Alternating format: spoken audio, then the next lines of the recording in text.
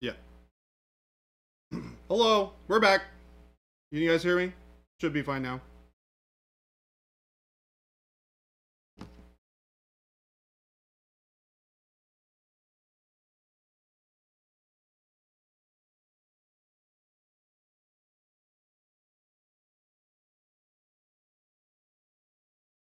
Excellent. Glad to hear that it is working. Oh yeah, I got no light. Turn this one on. Hello. It's a chair, Jason.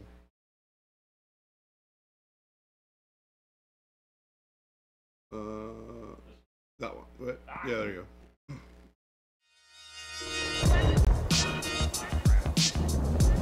Uh-oh. Oh, does it always do the thing? Okay. Yeah, it always does the. I hit the start and then decided we didn't want to do the regular intro because of the delay. Oh. And then it goes ahead and after a timer it sets the video playing. I think you put it to one painter. You want to switch it back over to Jordan? Boom. Perfect. Okay, cool. Whew. Hola, nerds. Hola, nerds. I am going to paint some silver on these guys. Because I can. I think. How's everybody doing? Tony Boy, what's happening? What's up? Panic Bomb, Game Delay, Dragonfire, JP. Welcome back. Don't talk to that JP guy. He'll start thinking you like him, and then he'll never leave. Gotta be very careful. Okay. Very careful. I will make sure. Very careful. It's like why they say don't feed the bear. Uh-huh. Because the bear will think that you're meant for feeding. Uh-huh. And then you'll get mauled by a bear. Yeah. Why would anybody ever feed the bear? People have done it, otherwise there wouldn't be a sign. Yeah, I guess that makes sense. I guess that makes sense. He's like, oh man, I've been caught. Bye. Your reign of terror here is done, JP. Mo, what's up, man? Love your face. How you doing, Mo?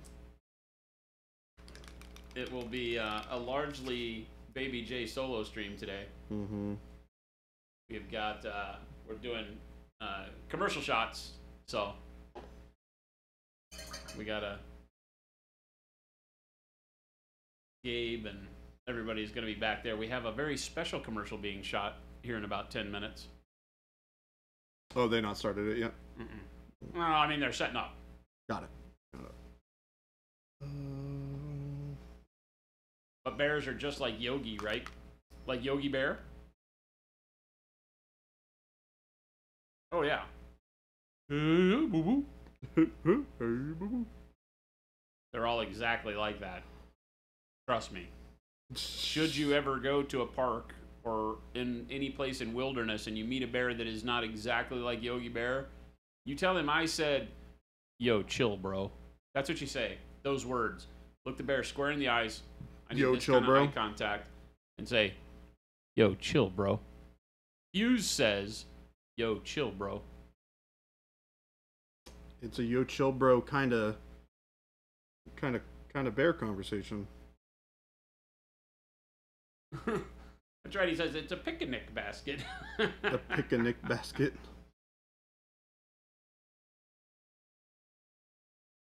God, you want to talk about a show I haven't seen in forever? What's that? Yogi Bear. That was a show? Yeah. Oh. Yogi and Boo Boo. I don't remember what the show was called. What was the show called? Was it just called Yogi Bear Show? Did not realize that was actually like a show. Ustrello said when I was a park ranger, we didn't have to worry about bears, but rather rattlesnakes and people getting heat stroke. Rattlesnakes are chump change, man. They hurt, but it's the standard unless you're super young or super old. Rattlesnakes aren't going to kill you. Now, a nest of rattlesnakes is a different story. Un rattlesnake, it ain't fun. I still would probably prefer to not get stung by a rattlesnake. It ain't fun. It just sounds You like might have to get a skin graft. That doesn't sound great either. I don't had a want guy- that either. So I had a guy. JP Gray. I need to make this utterly clear. I never loved you. I need our relationship to start on a firm foundation, and that truth needs to be exposed.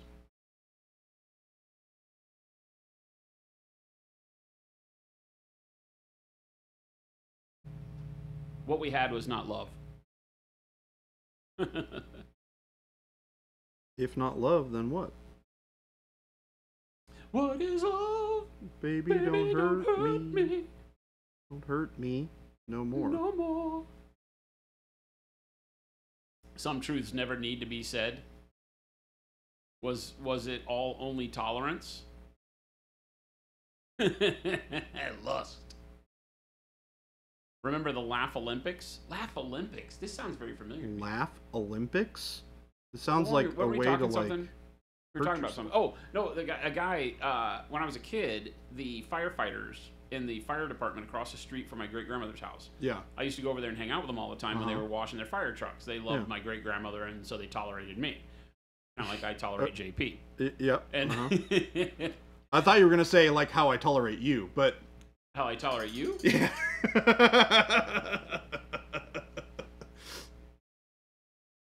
No, they did a way much better job of tolerating me. So, but you set yourself up for that one. I wasn't even in that lane, and you just pulled me. I was expecting it. Why? I love you. In a prison sort of way, but whatever. So these the firefighters, they were nuts, like Texas branded nuts. Okay. They had a big contingent of the firefighters that were rattlesnake. They would go rattlesnake hunting. And what? Yeah, they go rattlesnake hunting. So one day, maybe it was a Saturday or a Sunday, a whole bunch of them came back over, and they came over and got me from my grandmother's house. And scary. All right. They said, "Hey, Jason needs to come over to the station and see this." So they get me and walk me back over there. Who the hell knows how old I was? 8, 9, 10? I don't know. I'm old enough to remember. And they sat me up on top of the EMS truck. This is back in the day when the fire department actually ran the paramedics too. Okay. Right? And a lot of places in the U.S. now the paramedics are actually private. But this was when it was still fire department of Dallas Fire Department. Okay. And so they set me up on the paramedic truck, right? And they left the paramedic truck in the bays, and they pulled all the other trucks out of the bays like they were going to wash them, closed the bay doors, closed every other door, right? Yep. And this is back when they still had poles, right? Yep. And so all you had guys sliding down the poles because they locked the door to get to the stairway. And they released an entire rucksack of rattlesnakes that they had caught. And caught them again. What? Yeah, except on a slick, enameled garage floor. Oh my goodness. You have never seen how fast an animal with no legs can move? Well, other than fish. Snakes are fast. Fish move fast, right? But snakes on a laminated garage floor are like lightning. They open this damn bag, right? And they, of course, all had their fireman pants on and boots, so they're like impervious to snake bites, right? Yep. And the snakes just literally flooded out of that, like dozens of these things they had caught all over the floor. And but this is back in the day when this was just like my great grandmother said, "Sure, take my great grandson, have at it, do as you will," This would never happen nowadays. And I was just over there across the street in the firehouse, sitting on the paramedic truck, watching firefighters catch rattlesnakes. That they had already caught. That's like one of my favorite things to remember. But the funny thing is, I was talking about the rattlesnake bite. All of them had been bitten. Like, not all of them, but all of them that had been doing this for any amount of time had been bitten at some point. Yeah. And one guy, they made a joke. He had been bitten on his hand, and like right in the soft spot between between your thumb and forefinger, oh like god, that meaty he had been bit, bitten, like, right there, because he had of course reached down and tried to grab one or whatever, and it whipped around and bit him right on there, and so they had to do a skin graft because he had some necrolysis of the skin. Yeah. I guess that the poison rooted before they could get antivenom or whatever. Right. And so he had to have a skin graft on that area of his hand, and you could kind of see the scar, but more it was just the coloration of the skin was different, kind of almost like a birthmark. Yeah. Where they had done a skin graft around that patch, but his joke was that every time you shook hands with him, you were touching his butt. Because it was on his right hand, and they skin grafted from his from his butt? Yeah, from his his glutamus maximus. Glutamus maximus. Into the... Geez, stop touching my butt. Yeah, it's like, yeah, exactly. That's what he'd say. He'd be like, hey, stop touching my butt. Men who charge into burning buildings for job, also dangerous things for fun. Who knew? Yeah, I mean that makes sense to me that they would do that. Like, who knew? It's weird, but I mean, sure, you know. I would definitely be more afraid of bears than rattlesnakes. I mean, you watch out for rattlesnakes, but bears, I feel like, and I don't have anything to back this up other than historic tales. I don't have any anecdotal evidence about bears, thank God. But the it feels like bears and wildcats and things like that are like much more unmanageable from you being in charge of whether or not you run into trouble. Yes. Because like you could just be walking along and you see bear cubs and you need a GTFO, right? Yeah. Because pretty soon mom is going to protect if Mama bear sees you anywhere near them, Mama Bear gonna eat herself some person. Yeah. And like wildcats can stalk you, right? Like mountain cats can like stalk you and you'd never even know until they pounce and tear your throat out. Ugh. So I feel like it's a little harder. I mean, you can obviously not travel alone. There's things you can do. But rattlesnakes, I've been out and like in Colorado on my land, we had a nest of rattlesnakes down in the wash every year, and it was no big deal. You know, you'd see them every now and then, but I didn't have an innate worry about being alone on my land because you just knew how to peruse for rattlesnakes. Yeah. Of course, now I was in a neighborhood, use that term loosely, where one of the women up the hill, I caught her one day. I was pulling into the area, and there's only one road in and one road out, and it goes over this crappy bridge. Uh-huh. And she was parked in the bridge, on the bridge, and she was out. I was like, what is she doing? And she was getting down and picking up a rattlesnake by its hand and throwing it off the bridge. She just reached down barehanded, grabbed this rattlesnake, and threw it off the bridge. Because she didn't want to run over it. And then gets back in her truck and drives on. All right. Yeah. I'd just run it over. Yeah. Yeah, I'm not stopping. Sorry. I'm not gonna. I am not stopping for snakes. Sorry. It doesn't matter whether or not I would die from it or not. I'm not going to go out of my way to run over a snake. Yeah.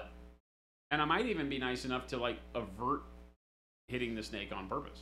Like if it were in the treadwell area where I'm driving, I would probably like move into the oncoming lane. Yeah, try not to hit it. Yeah. To not hit the snake. Yeah. You own 2 snakes and you love them, as you should. They're your pets. They are not rattlesnakes. They are not venomous snakes. If they used to go bite paintballing out in the desert, Omicron, with a little plywood town, and we'd have to go rattlesnake hunting first before we started. Oh yeah, you'd have to at least go get them out of there, right? Yep. Yeah, we went and did CQB training at an old Air Force base. I think it was an Air Force base, and it might have been an Army base in the high desert in California. Don't ask me where this is. Yucaipa, I don't remember. And in the high desert, and they had all the old like family homes, the on base housing that had all fallen to disrepair because they had cleared that base out years and years before. It had like a small contingent probably, and we we would go there, and they did you would have these like mini war games, and they were run by guys from various branches of the military. And so when you're out there doing this, but a lot of it was kind of scary because there were areas that had like old barbed wire down in a ditch, that was covered up with detritus. There was like, planks and overgrown plants because they didn't go into the area. And so we had a guy get like caught up in barbed wire. Oh God. Oh yeah. Yeah, just run headlong into it because it's like it's at that dusk time, it's not you quite, just can't see not quite super light, well. not quite dark, but you can't see jack. Yeah. And NVG doesn't work, so you're like, and he's going through this ditch to get up to the back side of a house. it winds up screaming in barbed wire. It's like, oof, that's not good. But yeah, there were snakes there too. I don't know if anybody ever got bit, but I know a couple of guys had to catch snakes, bag them up, and move them.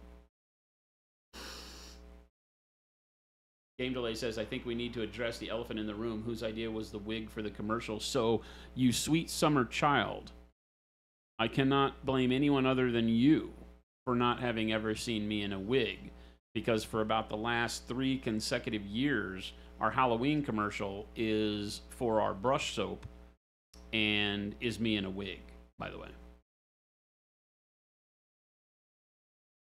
That same wig. That same wig. By the way.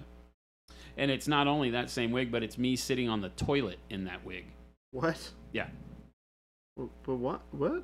Yeah. Our Gentastic's Drunken Brush Scoop commercial includes me. It was shot by me. I'm the sole actor in it. I play 2 roles. And we didn't run it this year. We didn't run the brush soap commercial this year. We should. Yeah, we should. We should know. We should give it to the marketing guys and tell them to turn it on now. I didn't even think about that. It's the first year we haven't run it. We broke our streak.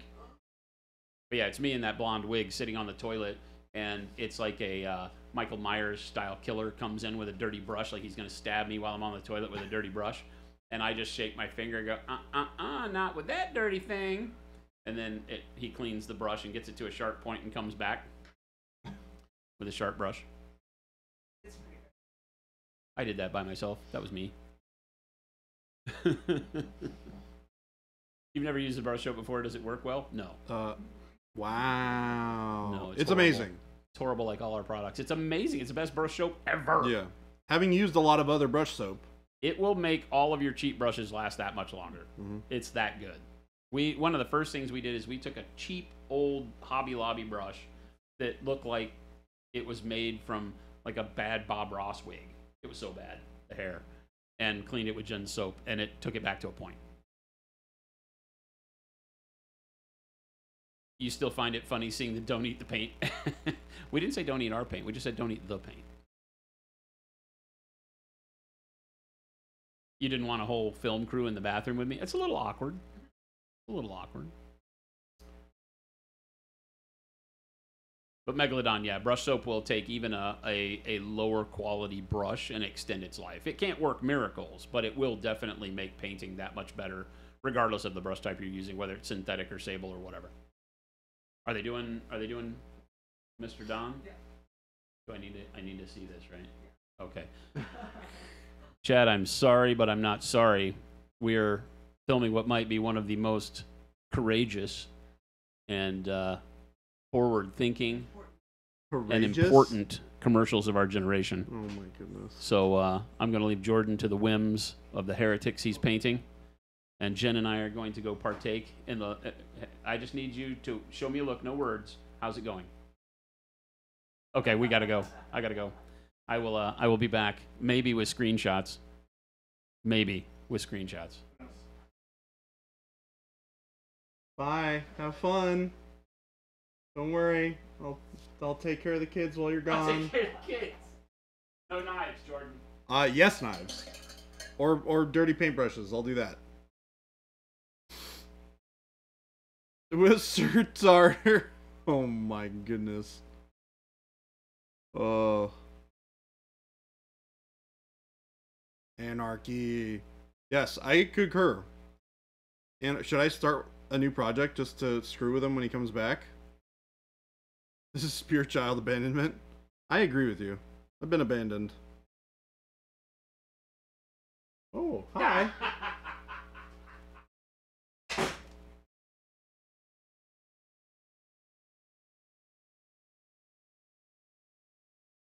Where this guy's getting painted? What? What's up, Phoenix? Are you asking who these guys are? These are Sons of Horus Reavers. These are the like fancy schmancy melee guys for my heresy army.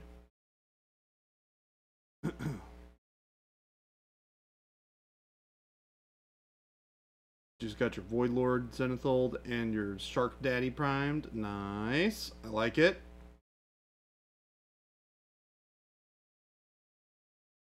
To get some blank marine inside your current ones. I'd have to leave to do that, and I don't want to do that.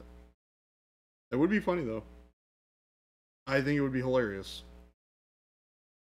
For the record, it would be funny. I hate for those of you who haven't noticed yet, these guys have a gajillion little freaking spikes on their heads and on their shoulder pads and on their everything that I need to, you know. I don't have robots. I don't have any robots right now. JP? I would if I had robots. But I don't have robots to do that with. Or do I? I might. But I don't right now. Because I can't remember any, so which means I don't have any. That's how life works, right? I can't think of some that I have, so therefore I don't have any.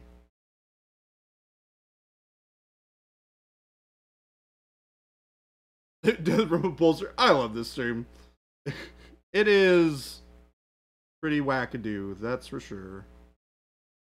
We are some odd folks.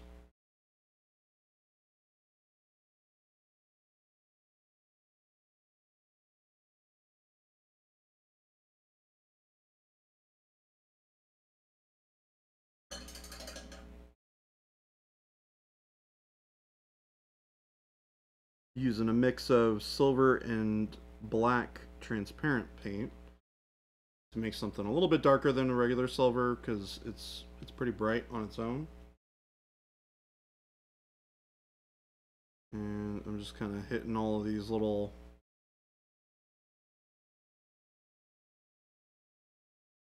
spikes with that touch of silver. Getting the edge of the gun, the clip, the magazine rather. Get some chains around these guys' waists that they've got on there. Some of them have like a little exposed join in their armor plate there. These guys got the little thing on their chest. Very tedious. All this little metallic-y bits. I don't like it, chat. I don't like it. I hate it, but we're doing it anyways.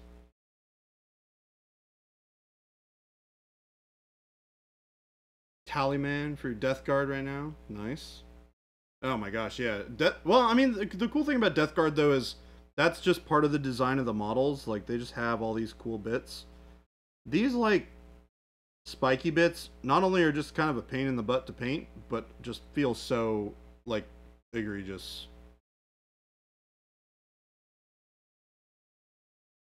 Stormcast Eternals aren't even as bad.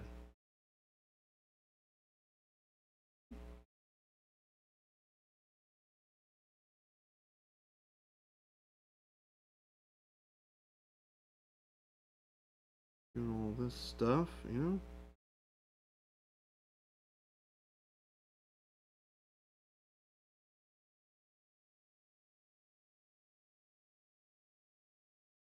Getting all the little bits and bobs here. I might have to give up on this shortly, because this is pretty awful. I'm not gonna lie. And these models are not all gonna get painted before the end of the week anyways, so maybe I just don't worry about it. We'll see. We'll see. And I have most of the things I need for the army that I'm going to be playing on Saturday, which is awesome. I've spoken with Kyle about my plans. Hey Chad, thank you for the follow. We're going to hit the ones on the kneecap here. And on the shin. Also, like, only painting the top half of them because the I don't care about the underside for the most part.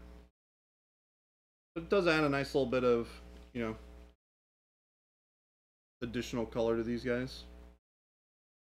Better than the other versions, right? Where they don't have anything. You have 3 colors painted already, your table ready. Yeah, I mean, they're definitely fine for that. I'm not worried about that. But I would like them to be a little bit more, you know, done. They don't even have eyes yet. I think the eyes are gonna look really cool on these guys because they have black armor. I might do 5 and then do eyes and then do 5. That's actually sounds like a good plan. So I have these 5 done. We break out the fluorescents. Yeah, JP, these are for Horus Heresy. Yeah, I actually play games. Unlike some other people who might stream on this channel from time to time.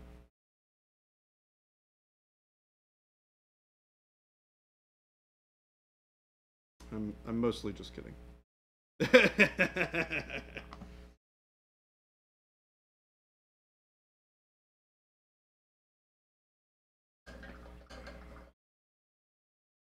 Pokemon is for collecting. Well, that's technically not true. I don't know. I actually play Pokemon, so it's, you know.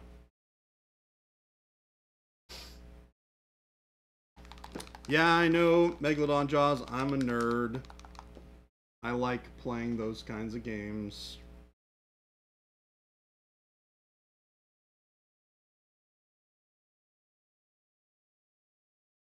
Don't worry, Game Delay, the lore is a hot mess. It's cool, but it is a hot mess.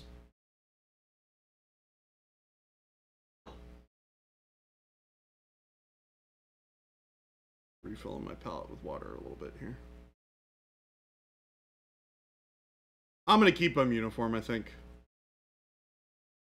I do want to figure out a way to identify each unit, so I don't know exactly what I'm going to do there yet, but I want to do something.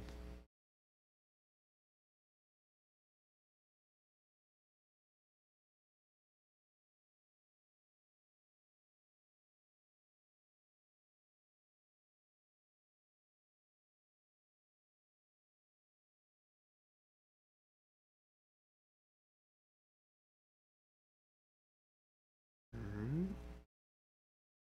One down. One to go.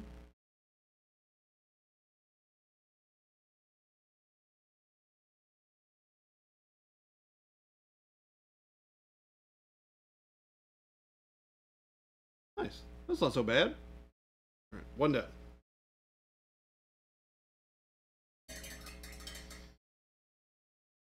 It's not a bad idea. Might do like a... I don't know. I feel like I want to incorporate some amount of red here other than the lenses. But I'm not sure how I want to do that. They do have like some really cool like runes that they have on their armor that I might like hand paint in. That would be kind of cool.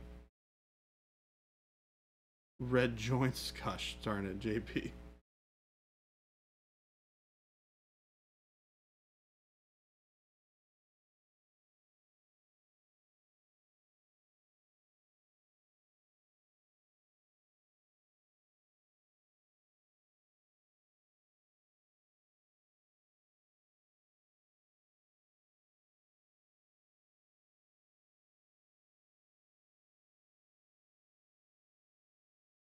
Alright, 2 down. So one of the big things when I'm doing eyes like this is I'm cleaning off the brush in between eyes because you don't want the paint to dry out on you as you're going between eyeballs. And you want to use it undiluted, so straight out of the pot. Nice and good flow. So you can actually get away with it, which is nice.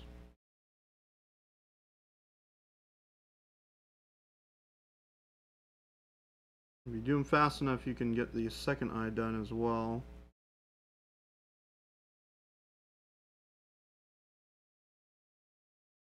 Nice. We're gonna rinse it off and we're gonna do it again.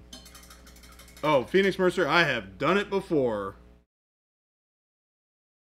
I have done it before, and I probably will do it before the end of the stream.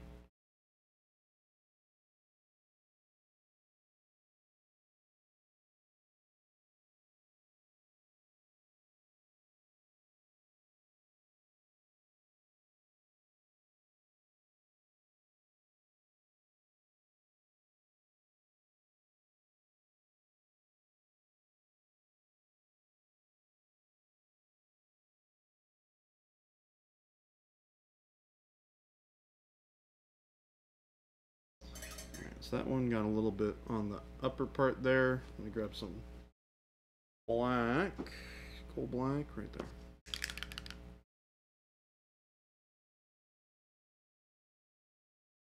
Yeah, but Megalodon Jaws, it's definitely a trial in patience doing doing batch painting like this.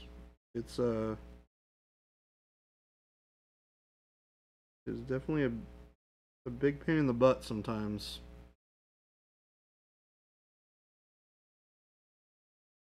So all I'm doing to go in and clean that up, sorry I was a little off camera there, is I'm hitting the underside of the ridge on the helmet just to reline all those eyes up.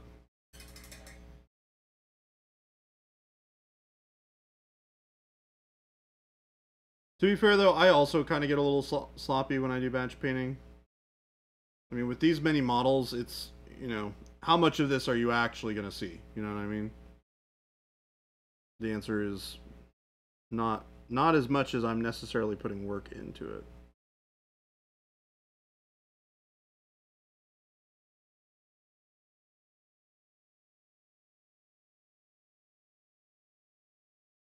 And this game has way too many models for me to futz around with doing, you know, the real deal. Alright. Let me do the cleanup on these eyes as well. Professional paint liquor. The tasting notes are donkey butt and more donkey butt.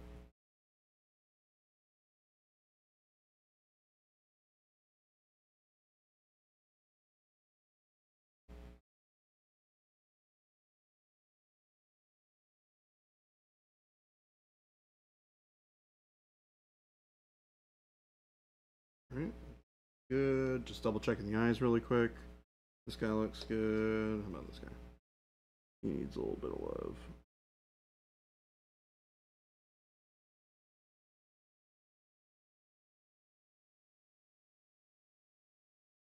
Yeah, Space Marine eyes like this are great because you can really shape them really easy. And then what we're going to do, we're just going to go and thin down some of this red fluorescent.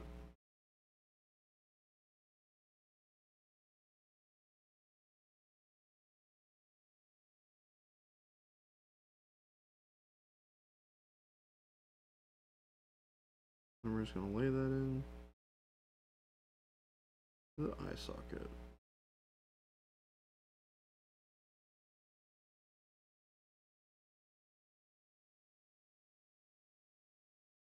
Yeah, that's pretty cool. Take that.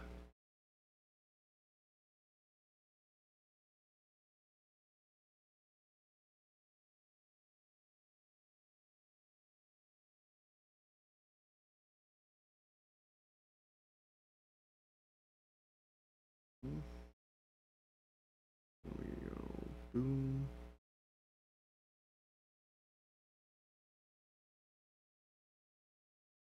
Nice.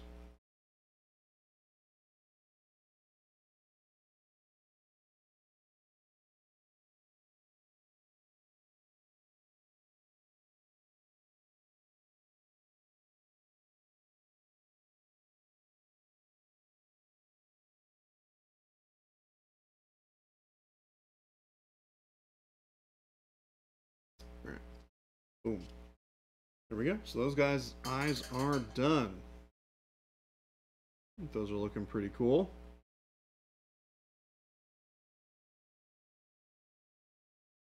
Now, I'm kind of curious actually. I want to do... Yes, this guy's got a nice dry brush on him. I'm going to try the not oil wash on this guy. Ugh. Ugh. Come on. There we go. It's got some water in it. It's got it.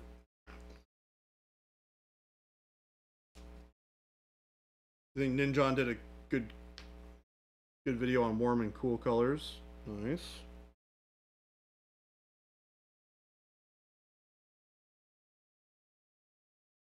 Is this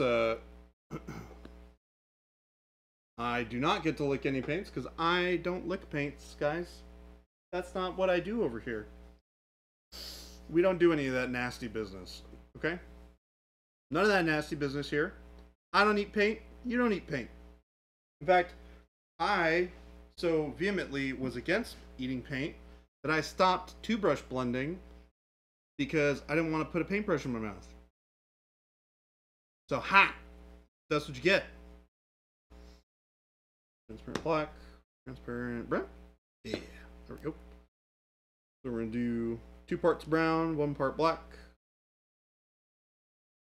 Boop, boop, boop. Boop.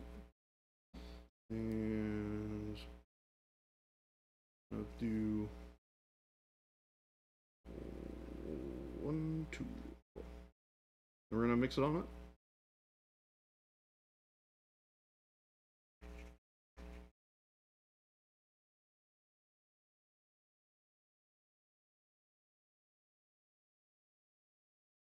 Alright, so try this on this guy. Let's see what it looks like on this armor.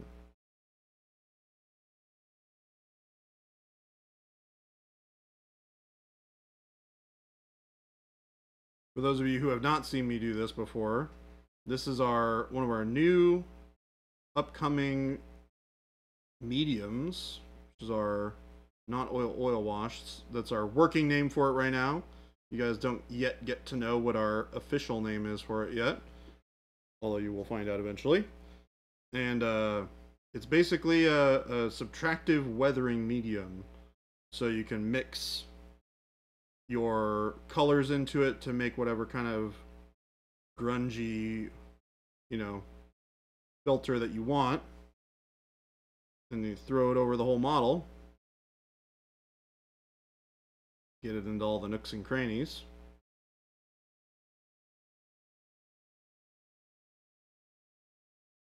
Like so.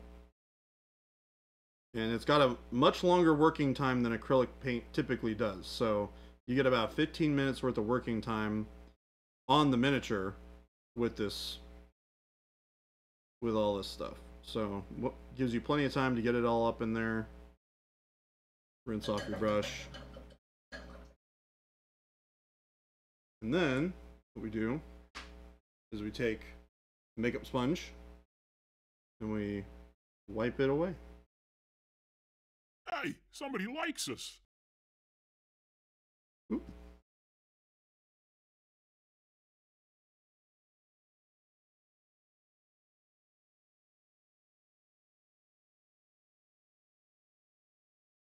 Nope, no need to varnish beforehand.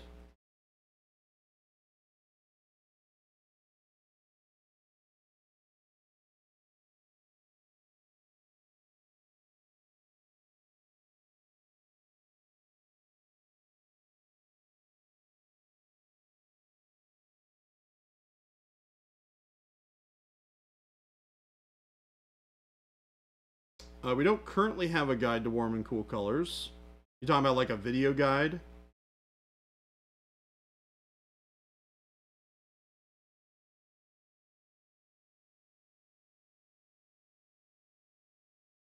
The color wheel does not necessarily tell you what warm and cool colors are.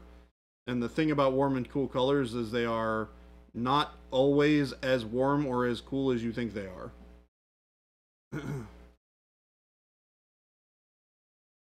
So this is what we're left with.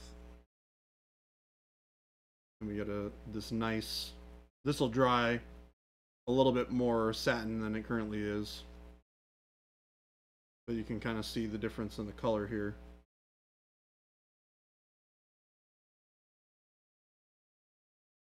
Defines all those details on the shoulder. Boom.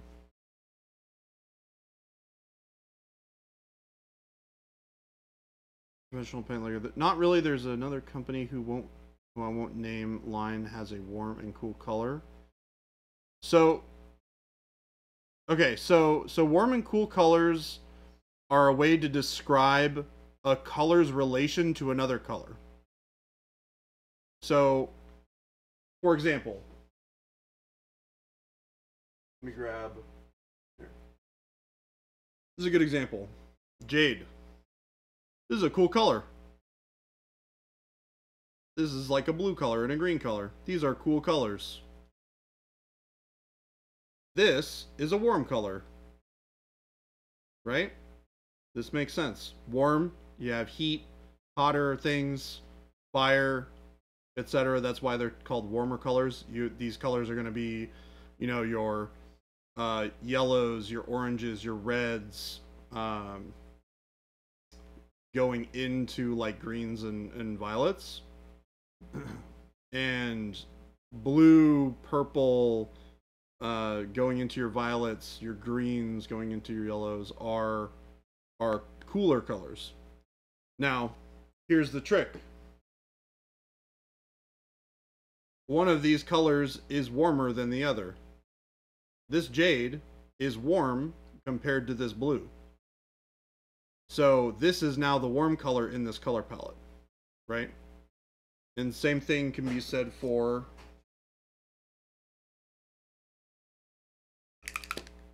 doing this. This plum color is a warm color, but in relation to the, oh my god. Oh my god. That's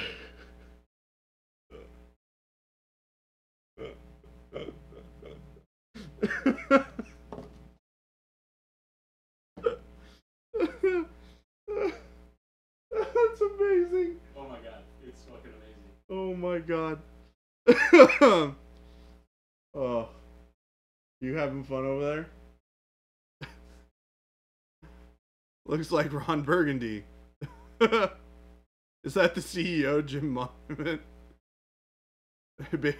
Jay's Muppet doppelganger. I like how Ghost Hunter put the umlauts over the A. Oh my god. That's not how that works. Oh my gosh. Well, that happened. Bye. So, going back to it, yeah, so these is a warm color on its own. Our dark plum. It's a dark color, but it is warm. Same thing could be said for, here's an even better one. Burgundy, right? This is even closer to red. But this has a little bit of blue in it, right? Which is kind of bringing it towards that burgundy color. This is just red. So this becomes the cooler color in this color palette. But in relation to even the dark plum, this is warmer than this is. These are still warm colors, right? All three of these are warm colors. But when you look at them like this, you have a cold color. So that's what I mean by cold and warm colors being contextual. A color will be more or less warm or cold depending on what it is next to. The only exceptions for that are things like red and blue, which are like the coldest and the hottest usually. Once you start going into from blue into like purples and going into greens, right? You start getting warm on either side of that. Same thing with this. Once you start going into, you know, yellows and you start going into the purple or the violets, right? You start getting cold. So it's these are your true warm and cool colors. Correct, professional paint liquor. That is correct. Warm and cool color is situational depending on what color you are working with. Yeah. So like if I had this color and I wanted to highlight with a warm color and I wanted to shade with a cooler color, I would shade with like a blue or something, and then I would highlight with like an orange. Or something that has some orange in it, so like warm flesh or advanced flesh tone or something like that, right? same thing when you're talking about something like jade, right? Just picked up this random color. Cool. You can go here, or you can go highlights. You can go something like, you know, pale yellow, which is more yellow than this green is, right? And this is still a relatively cool color palette, right? But you have warm to cool, right? Yellow green is a relatively cool color. So on the spectrum of yellow colors, right, you have this.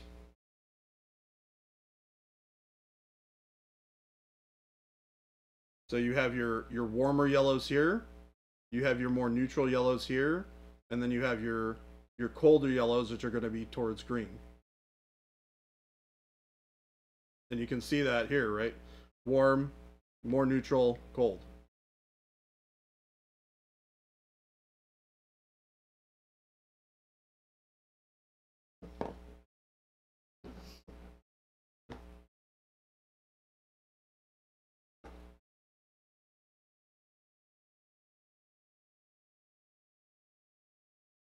Yeah, I like this. This is cool. I like that the red still comes through. Dig it. I'm digging it.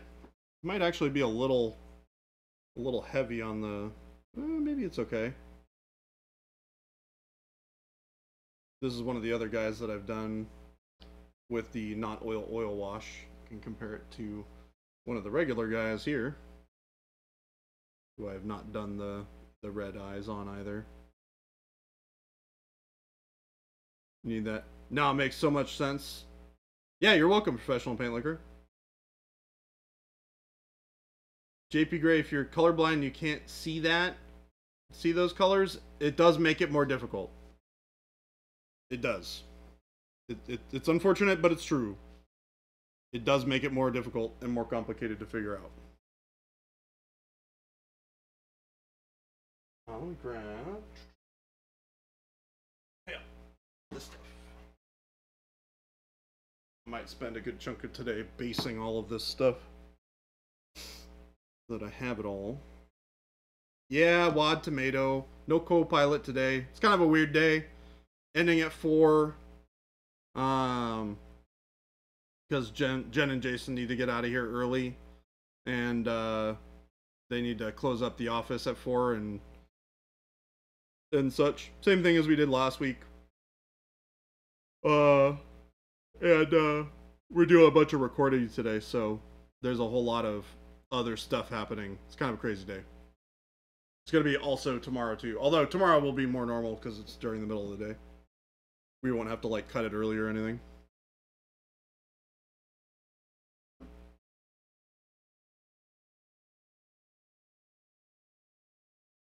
Everything to you, a spectrum of grays. Get it. Ah, JP Gray. That makes sense. You're not allowed to see any color but gray. I see how it is now. Gray only for you. Is this fine? This might be coarse. Let me go grab the other bottle. Yeah. Yep, that is coarse. This is fine. Bye-bye, course. Alright. We're gonna do some of this stuff. Do it on these finished guys.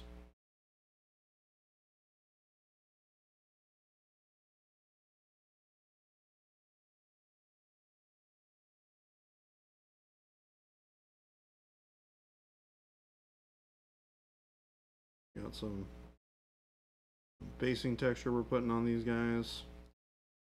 Since I'm actually going to put them on the table on Saturday, I'm actually really excited about this. I have not had an opportunity to play a full game of this game, and I'm going to play 3 games on Saturday. So I hope my opponents are nice and understand that I don't know what I'm doing, sort of. Luckily, this game is like very similar to old 40K, so if you've played old versions of 40K like I have, the gameplay makes a lot of sense to you. It's just a couple of weird little things that you have to remember, for the most part. So.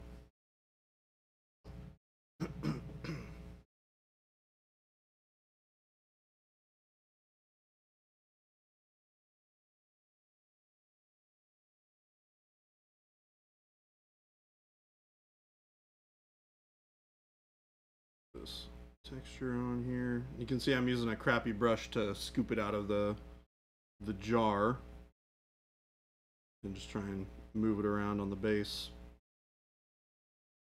Avoiding trying to get it on the boots too much.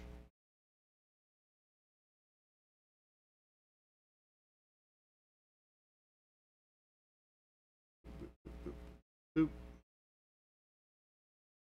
That's pretty good.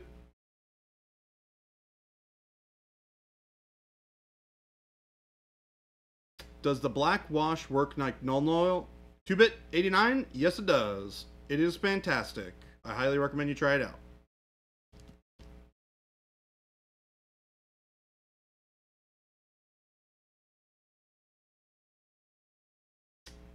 Phoenix Mercer, which combat patrol are you referring to? Are you asking what combat patrol this is?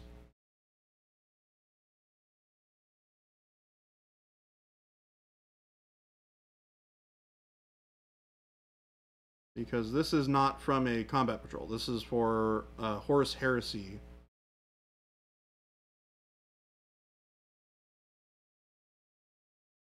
And we're playing 2,000 point games this weekend.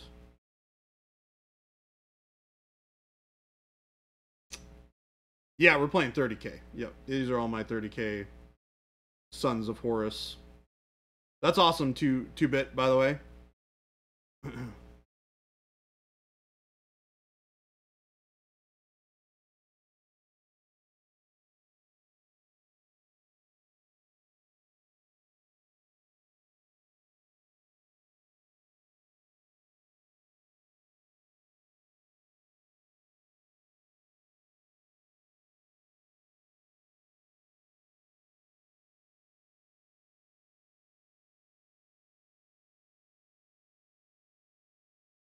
Oop.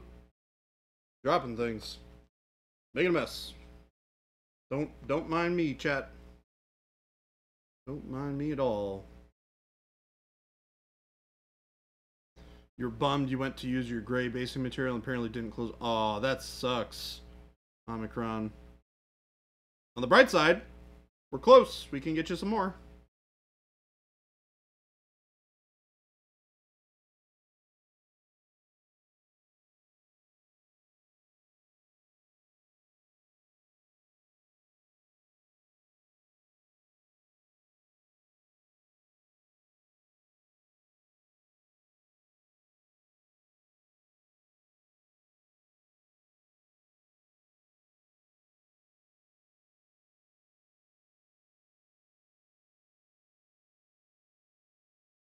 Get all this texture done today so that I can dry brush it a little bit tomorrow, make stuff actually look like finished.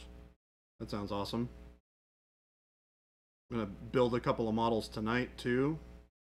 We've got 2 javelins that I'm gonna make before the weekend. I might get some of those, some paint on those tomorrow. That sounds like fun.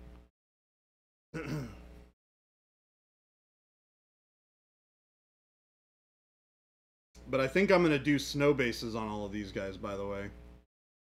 Kind of do them just like I did this guy. What do y'all think about that? I think that would look really cool, personally. I should get Jason to help? Jason's not gonna help. No way. No, Jason isn't gonna help. He's gonna paint his own stuff. He's working on his pile of bodies. That would be sweet. Like me and Jason working on the project together? I mean, look, if you guys want to see it, I'll ask about it.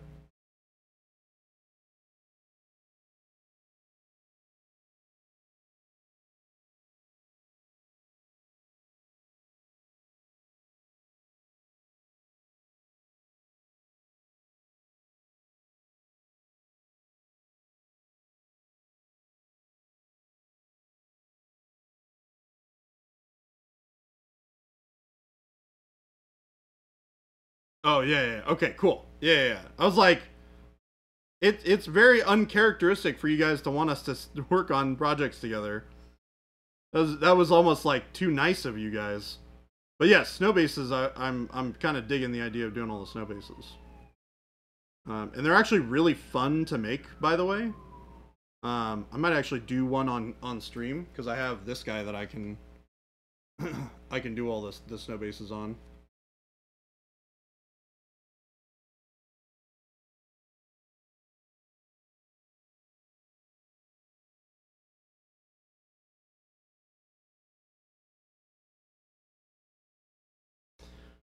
I still want to do another one.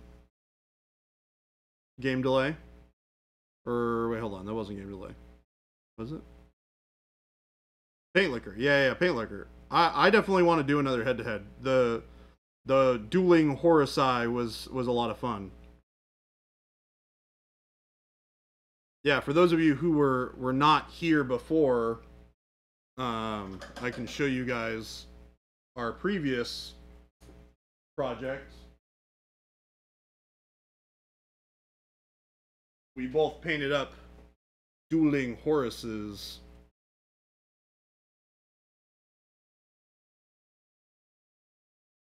It was a lot of fun. This is literally my first project on stream. It's the first streams that I did at the studio here.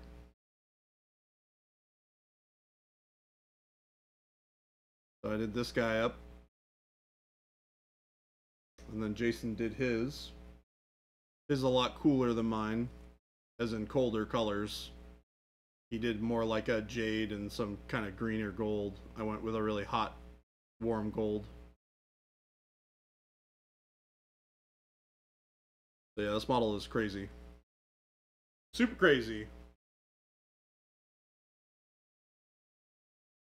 Woo. Oh gosh. Almost knocked something over. That would have sucked.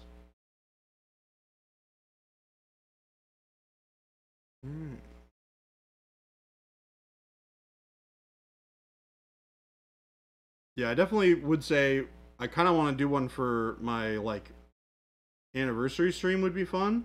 So like my 1 year being here doing painting stuff, I think it would be really neat to do that. We'd have to find another cool model to do it with.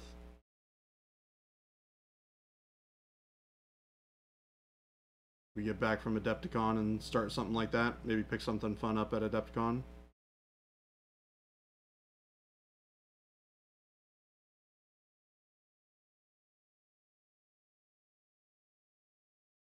Because my first day working for Monument Hobbies was at Adepticon. it was the day flying over to Adepticon, which is hilarious. Dueling Galactus? No. Definitely not doing that. Galactus, we might tackle together. That would be fun to do. Let's see what this guy looks like with a base.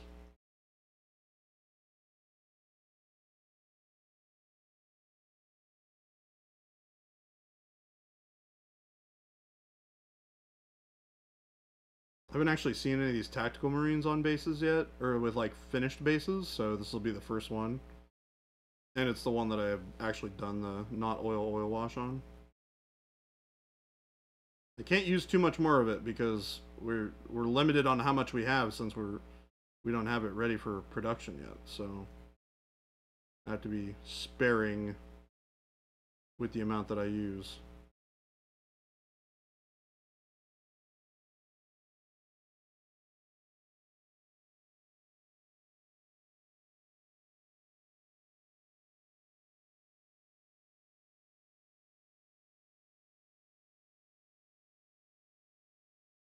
Yeah, I think that looks nice.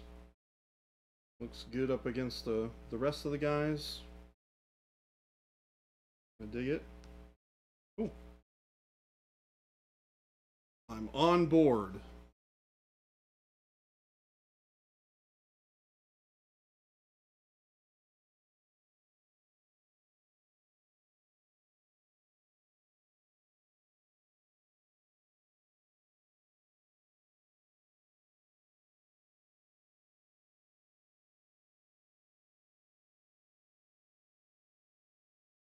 JP.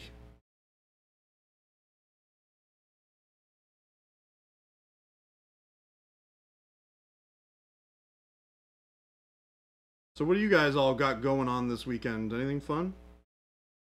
Like I said, I'm going to be busy playing a bunch of games on Saturday, which will be really cool.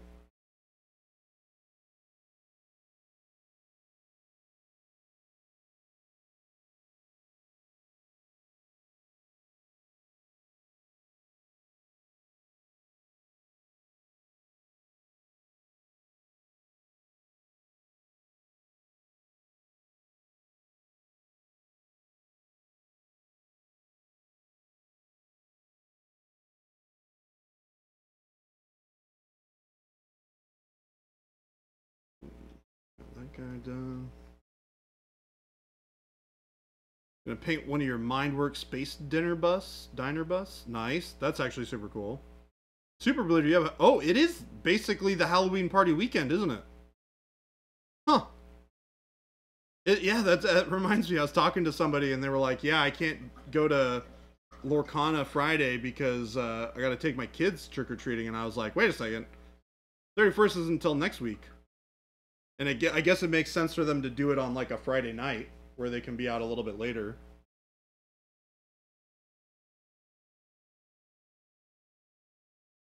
Aw. JP.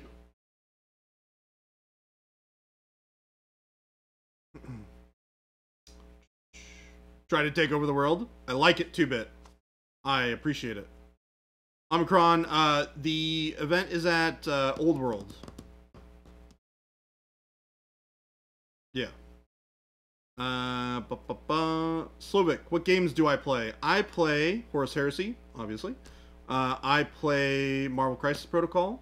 I play 40K. I play Age of Sigmar. I play Star Wars Shatterpoint. I have stuff for Adeptus Titanicus. Right, I have a painted army for Adeptus Titanicus actually. I have some conquest. I have a conquest army that I'm slowly working on. You might have seen it before. Have some of the guys here from it. You've probably seen me working on back before Gen Con. Yeah, Kyoke, thank you for the bits. Thank you. Dollar bills, y'all. Boop, boop, boop, boop, boop.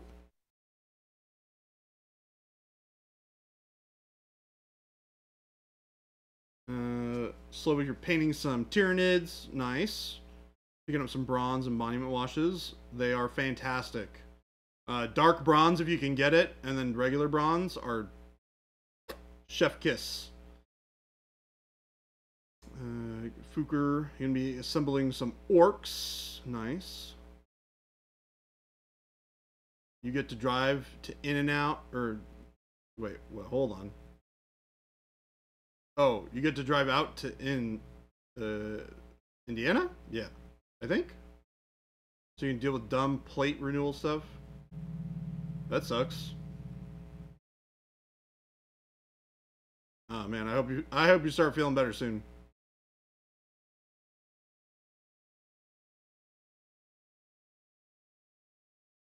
You're in Illinois? Ugh. The red on these? Yeah, this is just Pro Acryl. This is even before we did the fluorescence. This is the post fluorescent red, which is much brighter.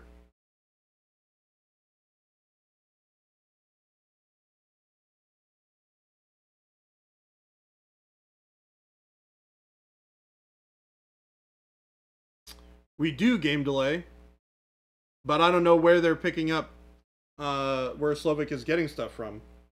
They might buy from a local game store and they might be out. So, Malev, hello. How are you doing, Malev? Hi.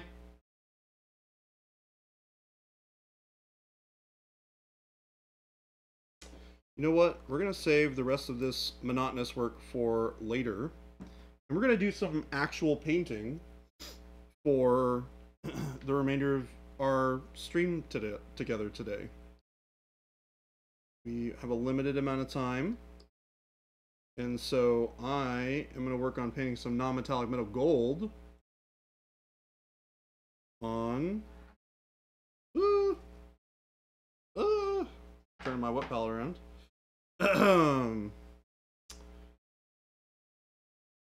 Thank you, Malev. I am really stoked. Let me see if I can zoom out and get a whole shot with everything in it. You can see all these guys. And then I have this guy. I have this thing. I have these guys.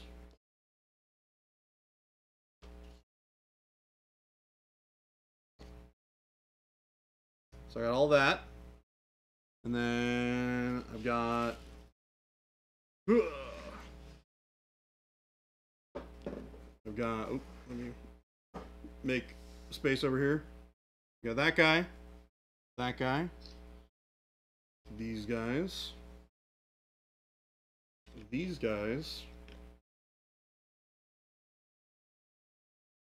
and then maybe like 20 more Marines over here.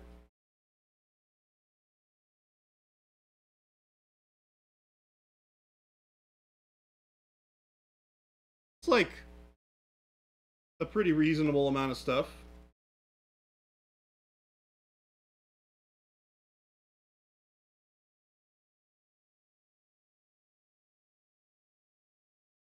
See you, Megalodon Jaws. We will see you next time you are available. Alright, that's it. That's all I got. But it's all like mostly painted.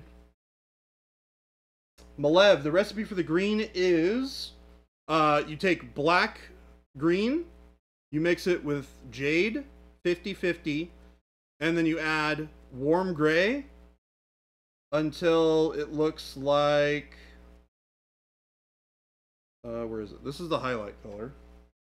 Where is my... I have a pre-mixed bottle of it because it's a custom mix that I did. Here it is. Until it looks like this. Or you can see the top of it here.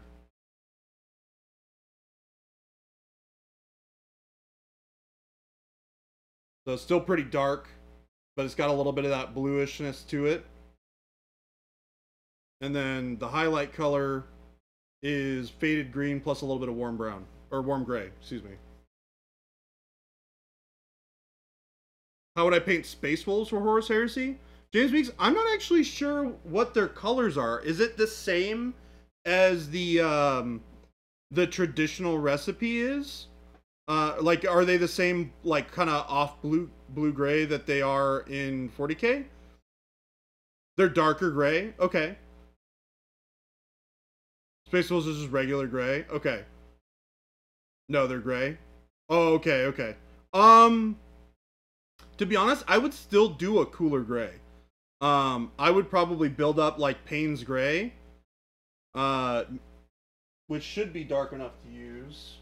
Yeah, Payne's Gray would be a really good starting point, because it's really dark. Right? And then I would build up, like a neutral gray over it. And then with that neutral gray, I would put in white. I'd put in like white blue to build your highlights up with the gray instead of using neutral gray. That way you get a little bit more color to the gray. It'll still read as gray, but the nice thing is because Space Wolves are typically in like a colder environment, and Space Wolves are typically like, you imagine them to be like a bluish gray, so you can use a little bit of those blues to like remind everybody that like, oh, this is like a blue-gray ish, right? It feels like it's a precursor instead of just being like flat gray that's kind of boring. So it's a way to like to spruce it up a little bit to make it more interesting. Yeah, you're hoping to get them at the FLGS in Wisconsin, Slovak. Yeah, hopefully they've got them. It's from the new Ben set? Is it from? No, it's from Matt. Yeah, it's a Matt set. Is there a place you could tell me where your paint is available? JP Gray on our website, which I don't currently have access to put the link in, but if you can type in !store into chat, you'll get the store link for us. Which you should have. I feel like you're trolling me here.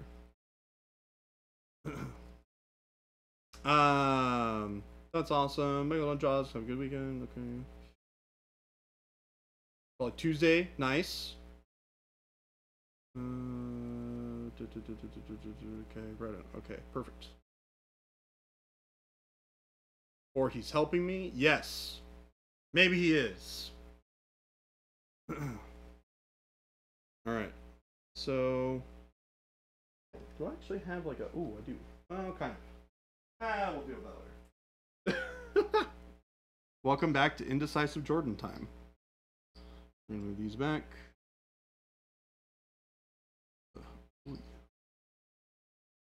Yeah, of course, James Meeks. I am happy to help. I think it would be cool to experiment with some other colors of Space Marine chapters from the Horus Heresy at some point. The Horus Heresy is definitely like my favorite era of that universe. It just is cool to me. I really enjoy it. Find it very interesting. There we go. There's that guy. Vader, you gotta go. You gotta move over here somewhere. We'll put these guys over here.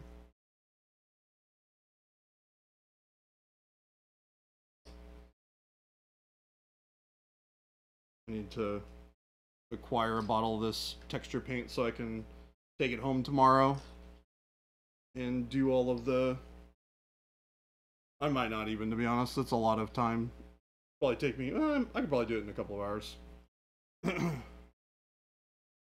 Just sit, watch a movie, and do bases for half an army. It is the vast majority of an army, to be honest with you.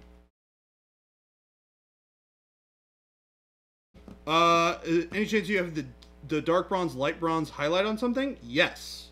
Yeah, actually. On this guy. It's kind of hard to tell. But this is a workup.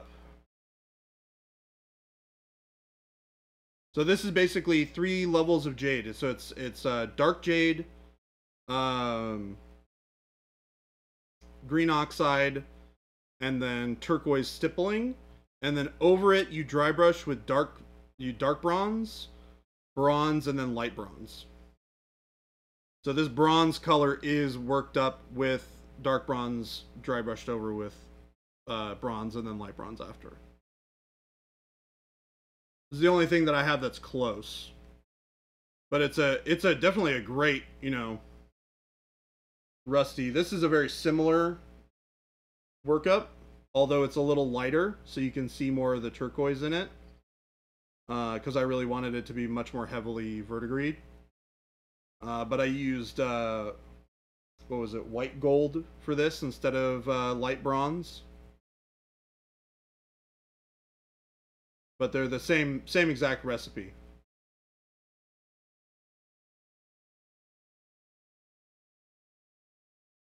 And this is definitely how I'm going to be doing my whole army, is going to be these guys with the red and that kind of bronze.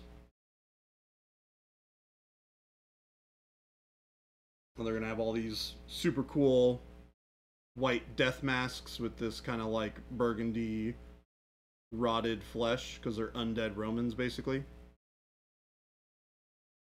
They're super cool though. This guy's out of the way.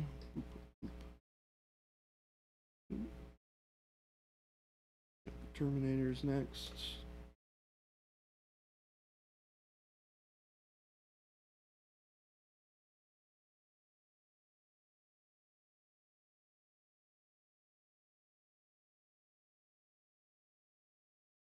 Alligator's over there. That guy over there. Alright. Got my army out of the way. Now, we can figure out how to do... Where's my... There it is.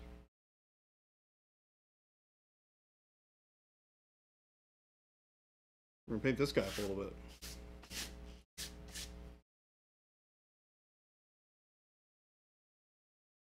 So I'm gonna try and figure out what colors to use here.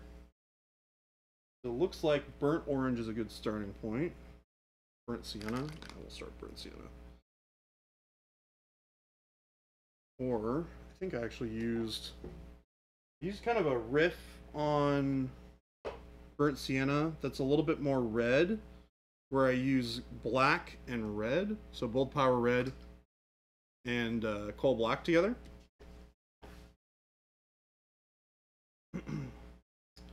So I'll mix some of these together so you can see kind of what I'm talking about here. Oops. There we go. So there's the black. So you get kind of like a deeper burnt red.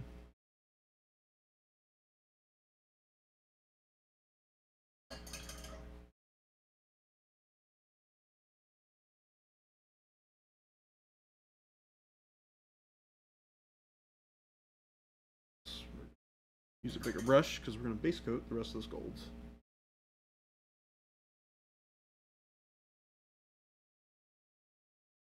Oh, you guys can't even see me mixing this. Whoops. Alright, so we're just going to base coat it over.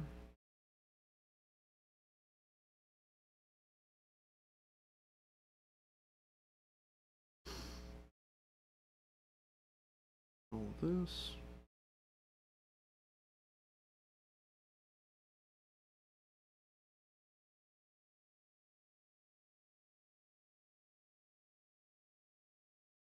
I can mix a little bit of black into it even then to make it a little darker for the shadows.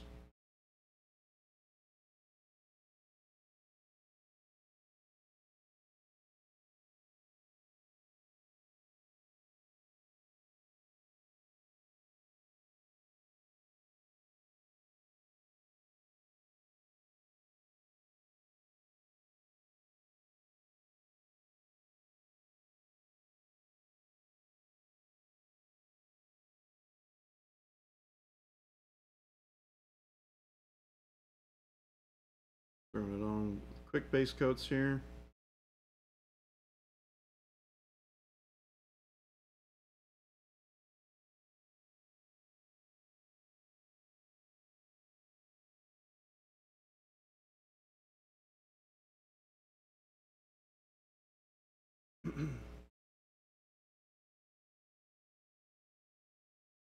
How did you get into doing the hobby painting, and did you have a background in the art field? I did not, actually.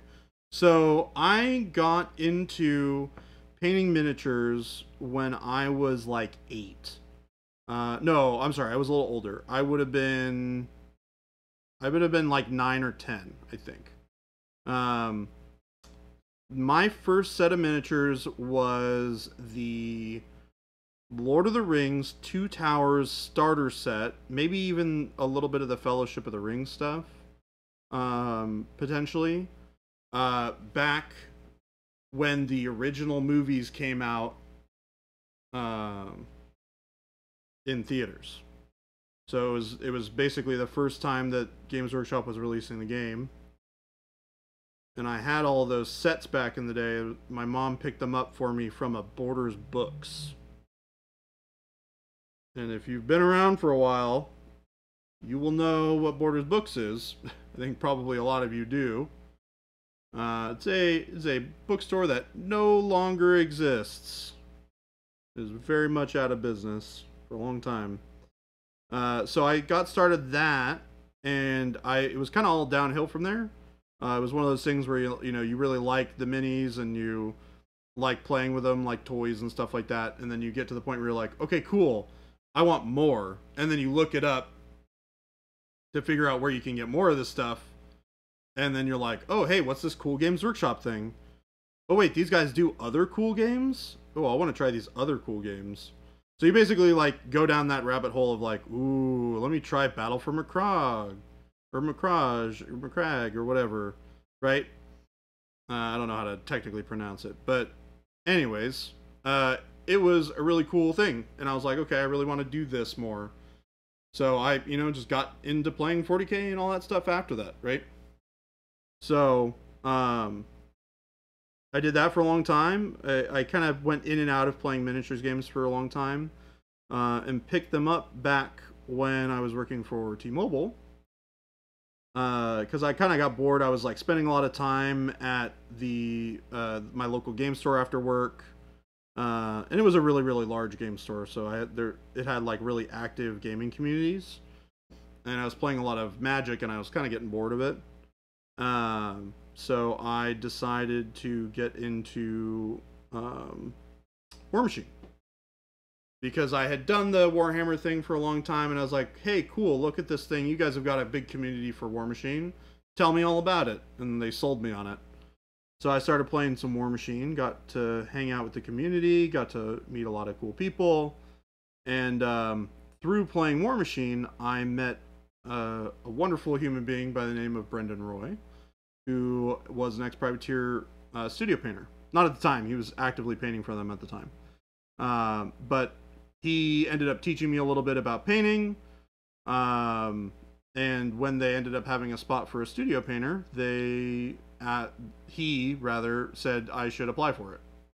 So I applied for it. I got the job, and I was painting studio miniatures for them for 3 or so years. So I did that. And I've been kind of painting for studios ever since, before moving to the Monument, moving to Arizona. That's kind of been the lowdown. I never had any art background moving into it. I did a lot of art when I was young. I drew a lot, and I really loved doing art, but I had no traditional teaching in it. I took an art class in college that I never went to. It was one of those things that I kind of knew everything that they were trying to teach me, and I was young and dumb and decided to just not go to the classes anymore because I thought I was too good. When in reality, I kind of sucked and should have stayed in the class. So yeah, it's funny saying that now that I'm like doing all this studio painting professionally. But yeah, so that was kind of how I got into it. I fell into it, as it were. And so yeah, I really enjoyed playing the games, and that kind of got me into playing, because I always loved painting, and I always wanted to be really good at painting. Like, I grew up looking at and watching, or not looking at, but not watching, but reading all the like White Dwarf books as they came out, and I was always like, oh my gosh, I want to paint like this eventually. And so I always was like, all right, I want to learn how to paint better. And I'm one of those people that, I don't mess around when I want to get good at something. I will turn over every rock and try and figure out all of the things that I'm doing wrong on this journey of getting good at this thing. So it's kind of a thing where I just want to be good at something, so I spend all of my effort and time learning how to get good at it. And I did that for miniature painting, and it eventually worked out for me in the end. I'm kind of roughing out the details here on the shoes, as you can see, kind of roughing out where that reflection's gonna go. And this is kind of a darker color in the grand scheme of the color palette, so I'm not going to worry too much about having like super smooth blends, but this also gets me a nice bright layer that can kind of identify where all those highlights belong, and I can kind of follow through with that, right? I'm gonna do the same thing on this boot.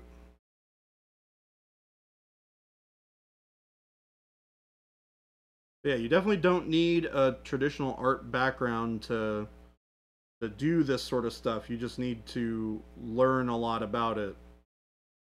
The benefit of going to art school is they have a curriculum that you can follow, and they know how to teach people stuff. The problem is you learn a lot of things that are not necessarily super relevant to the specific job that you may want to do, and that's kind of the downside. It's also very, very expensive, which is why I never did it. When I, got out of high school, I didn't know what I wanted to do as a profession. So instead of getting involved in doing college and that sort of thing, I ended up getting into the workforce and working for Best Buy for a couple of years, and then T-Mobile after that.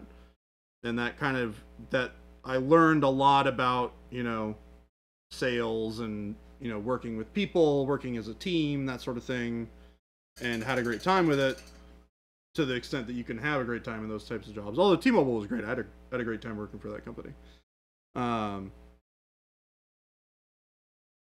I worked in home theater for two or 3 years, and then I worked. I transferred to mobile afterwards, and I worked at a Best Buy that had a Magnolia for the first couple of years that I was there. So they had all the fancy TVs and stuff. Yeah, they had the nice setup and the nice speaker systems and all that. Because I always love watching movies. I love video and I love audio. So that was kind of a big benefit for me at that time, is I got to learn a little bit more about that stuff and be around it, kind of be immersed in that kind of world for a little bit, which was cool. And then I ended up wanting to shift to mobile phones for a while, because it was I was kind of getting bored of doing the same thing. I felt that I was kind of stuck and I wasn't moving anywhere, so moved to mobile for a while, and then I moved from mobile to T-Mobile. It was one of those things where I was like, I am doing a ton of work here, and I feel like I'm not getting the benefit of getting commission on the work that I'm putting in. So I switched to T-Mobile shortly thereafter.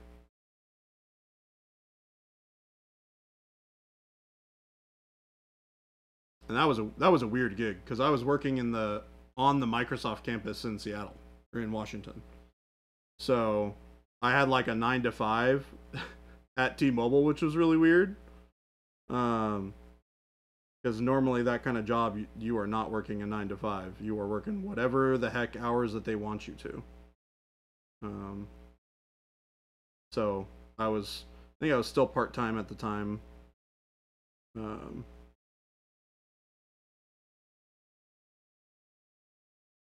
But working on the T-Mobile campus, which was crazy. You're 38 and you still don't know what you want to do? Yeah, Sprint's kind of a weird one. I had been told by some friends who'd also switched over that T-Mobile was one of the better ones to work for, which is why I chose to try and go for T-Mobile. I also had a contact there, which was great. Tried to get a job at Verizon, and I don't think that worked out super well. I actually don't really remember. It's been a long time.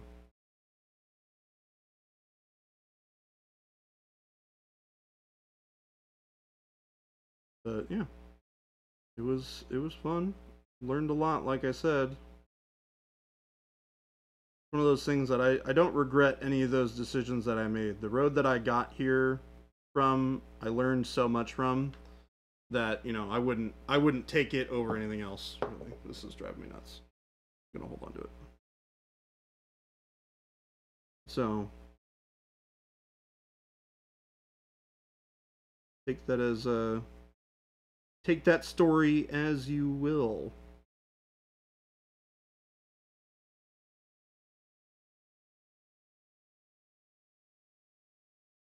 Done some painting for Atomic Mass in the past. Worked for Broken Anvil for a short period of time. Did the Privateer Press thing for like 3 years. Oh yeah. How goes it? I thought you were leaving. Are you leaving at 4? How goes it? I have to leave it for. Oh, okay.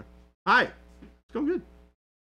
Hello. I'm painting some gold. Hello, chatters. On a guy.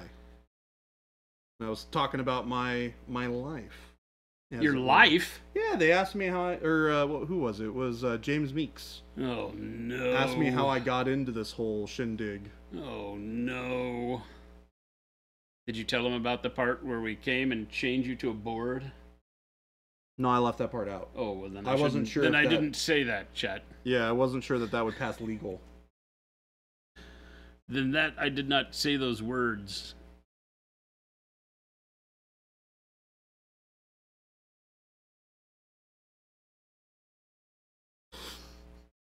Alrighty. Omicron 7 said, I'm 38 and still don't know what I want to do. Yeah. It can be tough. Try and do something you're passionate about. It's the only thing I can recommend. Ghost Hunter says, can I have the go bag that Jason licked? Asking for a friend. No, you're not. You're asking for yourself. Yep. Stop. As not your lawyer, I strongly advise you to not admit to chaining staff to boards. Well, he didn't technically work here yet. That was part of the... That's true. That was part of the honeymoon. The honeymoon stage. And I still said yes. That says more about Jordan than it does about Monument Hobbies. Does it? I'm not sure that it does. I think it says an equal amount of things about the two of us. Chuck says, I'm 46 and want to be a retired amateur mini painter. Retired amateur mini painter. I mean, aren't we all already retired amateur mini painters? We can do Jason's origin story next. Well, there was a long, dark tunnel with a light at the end. You swam the other way.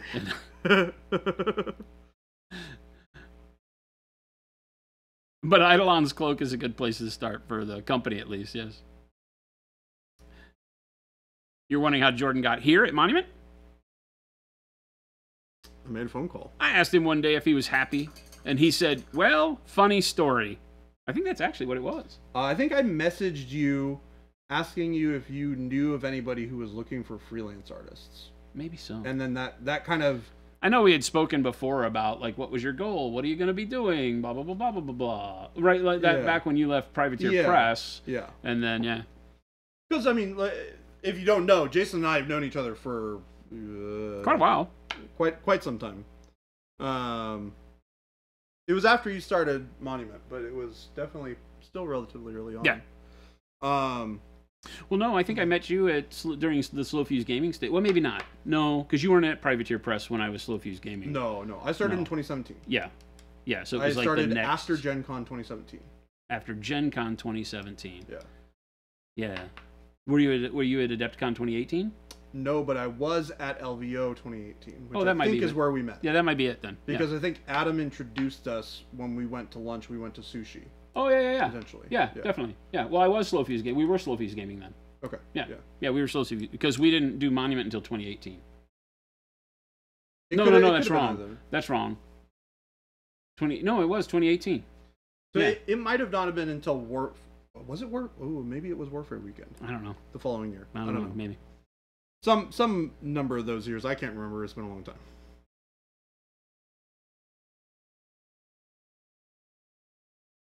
We're forgetting our origin stories. I don't remember anything. Except for 5 minutes ago, where we're filming a puppet talking about our company. That's wild. It's going very well. I bet it is. Is Christmas Sushi doing you proud? Christmas sushi is doing the voice. He is puppeteering for Monsieur Dan. He's holding the strings. What happens between two consenting adults is between them and their safe word. Wait a minute. Well, technically, that's true.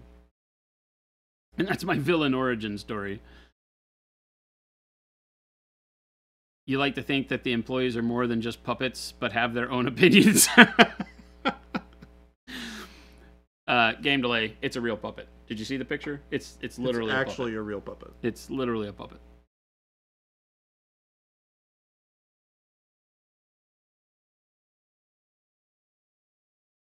You've come to the conclusion a job career is just to support your lifestyle, and you need a good hobby to keep you sane, unless you're one of the lucky few that gets to studio paint for a living. You know, I've always said that if you can find a way to commercialize your passion and keep passionate about it through its commercialization, then you find yourself in a spot where you never work. Yep. You work every day, you work 24 hours a day, and you still get stressed, and you still have times where you sit around and you go, oh my God, but it's not the same. And it's hard to describe that until people have done it, right? Because like I think even most of the people around here are probably like that, whether you're an owner of the company or not, just working in something that can at its end be fun, right? Can keep you kind of rooted a little bit. A little better foundation, I think. Definitely a lot of those jobs where they kind of, I like to use the term, they drain your soul. Yeah. Yep. This is the kind of job where your soul gets rejuvenated by working here. I like to hear that. Yeah. We like that. It's true. Because it's like, you know, a lot of people have said that just coming to work gives them a reprieve from the day, and that's good, right? Yeah, yeah. You want your soul drained? Join the Navy. Yeah. You 3D print Pokemon for side money. Sounds like a gig. Does the puppet paint? Not yet. Not yet. Not yet. But yeah, no. This is truly a place that I would argue definitely rejuvenates my soul. I enjoy coming to work so much that it's, you know. Mikey Vengeance says the Navy. I work in the food industry. Let's talk. Yeah, food industry is rough. But to Slavic's point, yeah, definitely, like having a good hobby, and that's why painting miniatures, we really promote to people that it's a way to really focus and to get zeroed in on something that kind of blots the world out for a minute. Yeah. And even if you're a short attention span theater type person, it can still take an hour out of your day, you know, an hour and a half, 2 hours out of your day where you really just kind of zone out. And you know, as long as you don't worry too much about the outcome of your painting, don't let that get in the way. It's just a great hobby. It has been for me for over 45 years. Something I've always been able to come back to, like an old friend that never forgets you. You can always come back and paint a model. Good stuff. So I put these seasoned babies in a 350-degree oven for 20 minutes, and that's my villain origin story. Don't clip that, please. Gosu says, I worked in a restaurant for 3 years before you joined the Navy. You thought that was a getaway? Yeah, I was like, Not you sure that would that have was been a the... getaway? To be fair, I have enough friends who've told me about their exploits in the Navy that I know better than. Game delay, that's awesome to hear. Mini painting has made the last year of being a lawyer somehow the best I've had, despite it also being the most stressful. Yeah, and you know, finding those things that you can go to, whether it's mini painting. I mean, obviously a lot of us here share the same hobby, but even if you have another hobby, fishing, you know, whatever it is that you like to do, if you have something where you can go away into it and it just kind of evens the load, that's perfect, right? Everybody needs one of those. I don't care what it is. Knitting, crossword puzzles, Book reading. whatever. As long as it's not being a douchebag, good on you. Hey, somebody likes us. I'm on board with the whole no douchebag thing. Thardar. Welcome. Thank you for the follow. Welcome. Thank you for the follow.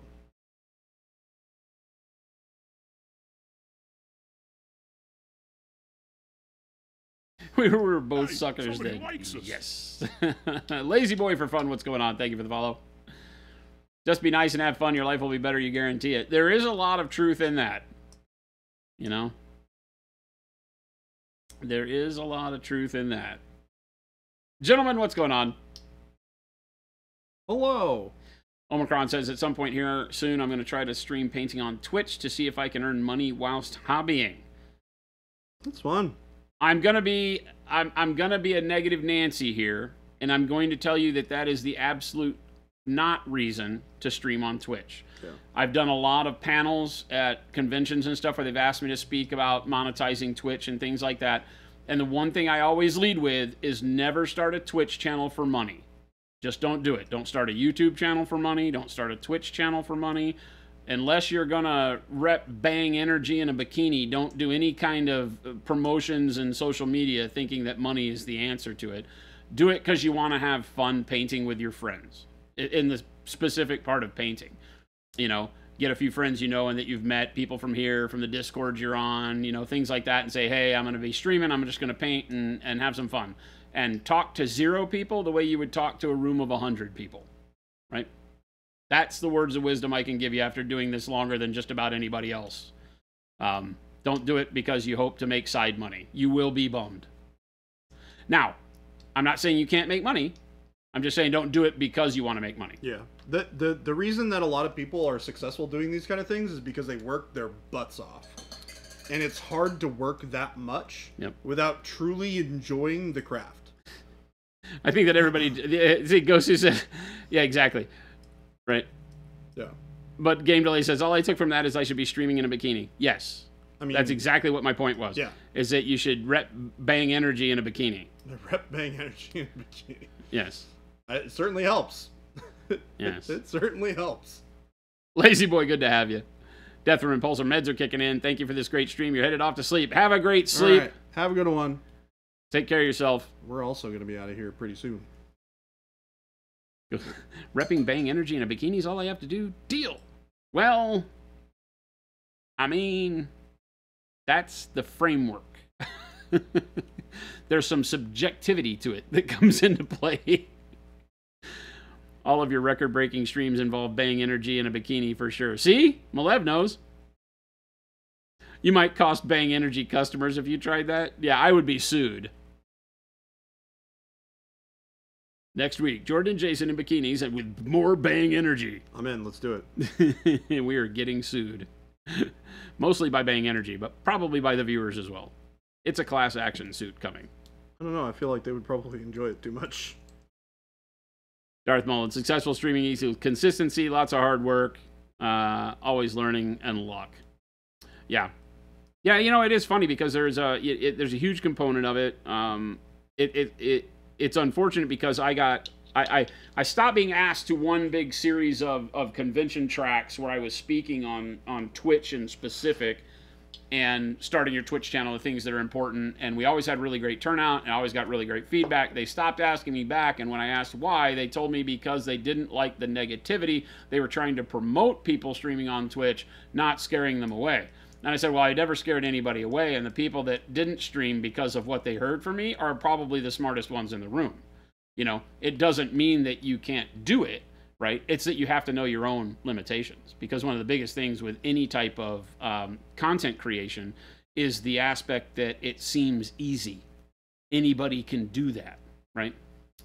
And you find out very quickly that it's not even about creating the best content. I know people who have had fantastic content but have not been around very long because it works them to death. It's a lot of effort and all of that. So there's any number of reasons why it can fail. Yeah. Bad internet. But Thanos was a hero, El Kraken. I mean, there's a good thing to be said that Thanos probably had the right idea. His methods might be questionable. Game Delay can rep us and be the only one to walk away with anything. Hey, wait a minute. Mass tort is when we're all massively scarred. Oh, Jesus. Well, that should have happened years ago with this channel. You started streaming for fun, Gosu, when you started to do it for a living, and it lost its magic for me. Yeah. Yeah. For video game streaming, that's for sure. It was a combination of things for me with regards to the games I was playing, having a downturn in their activity and the way that they're matchmaking, because I was doing PvP games and things like that, and the matchmaking started sucking, so the level we were playing at started to get diluted by the scrunching of the matchmaker, pulling new players in with veteran players, and it just started getting harder and harder to have good content. And I stopped having fun because I was fearful that the content that was being produced was no longer fun for people to watch because of the matchmaking not squaring up. Yeah. And that was not true. People don't watch for the game you're playing most of the time. They watch for you and the community that you're developing. And so you lose sight of that, and it can be really rough.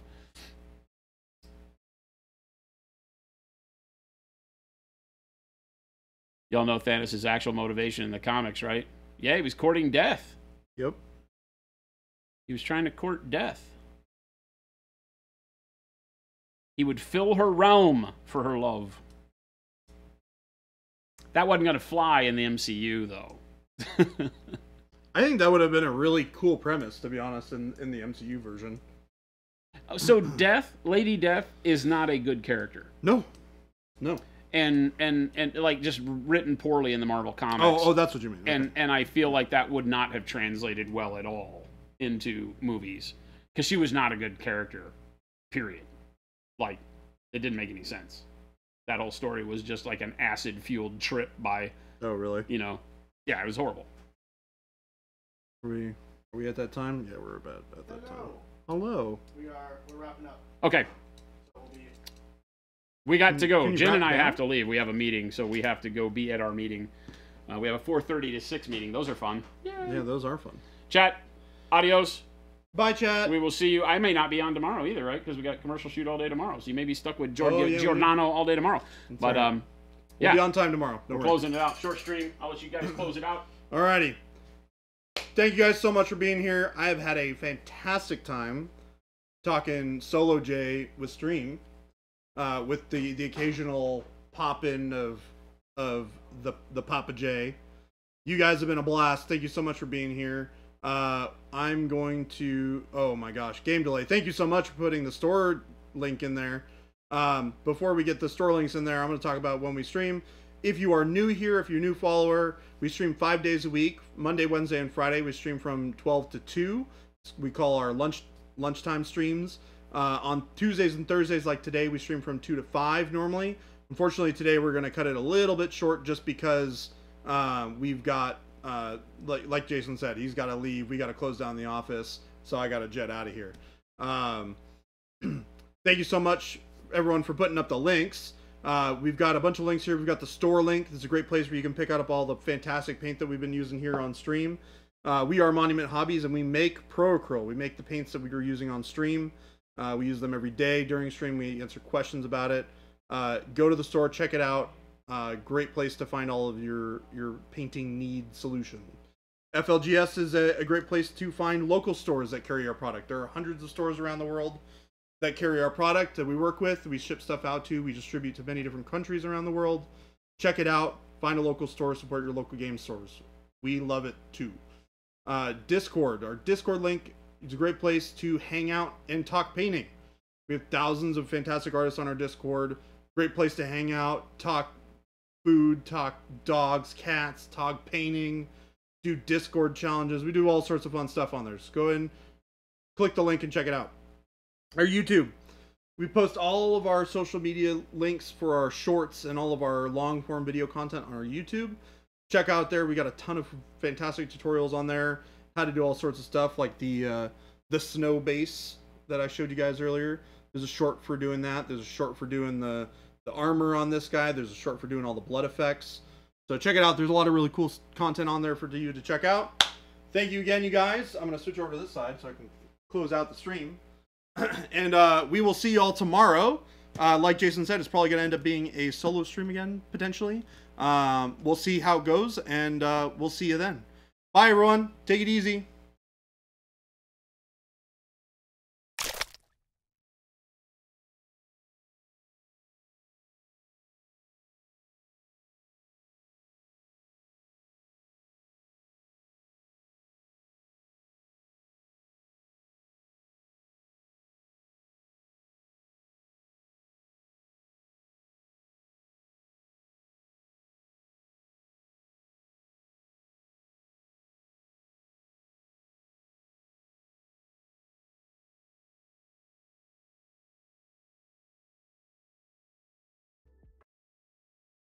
So when I was starting adding saturation, I was just working with the skin to see if I liked it.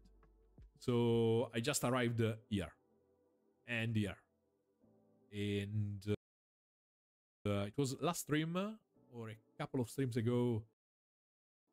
I had literally the body more or less sketched with the shapes, but this light wasn't going down here, here, here, or here. And